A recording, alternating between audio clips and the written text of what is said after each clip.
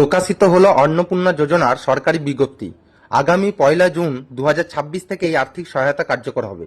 এর অধীনে যোগ্য মহিলারা প্রতি মাসে 3,000 টাকা করে আর্থিক সহায়তা পাবেন এবং এই টাকা সরাসরি তাদের আধার সংযুক্ত ব্যাংক অ্যাকাউন্টে ডিবিটির মাধ্যমে পাঠানো হবে। চলুন এরপর জেনে নিই এই প্রকল্পের জন্য কারা আবেদন করতে পারবেন। প্রথমত, আবেদনকারী মহিলার বয়স 25 থেকে 60 বছরের মধ্যে হতে হবে।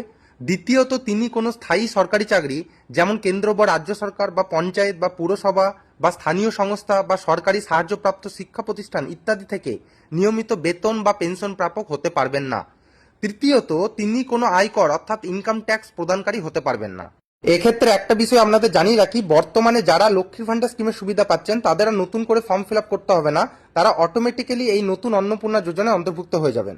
কিন্তু যারা নতুন আবেদনকারী তাদের জন্য 1 জুন 2026 থেকে অন্নপূর্ণা যোজনা পোর্টালে অনলাইনে আবেদন প্রক্রিয়া শুরু হবে।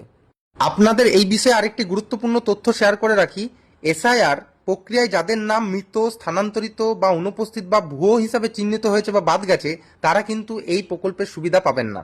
কিন্তু নাগরিকত্ব আইন অর্থাৎ সিএএ সংক্রান্ত আবেদনকারী বা ট্রাইব্যুনাল আপিলকারী যারা আছেন তাদের আবেদনের চূড়ান্ত নিষ্পত্তি না হওয়া পর্যন্ত কিন্তু তারা এই টাকা পেতে থাকবেন।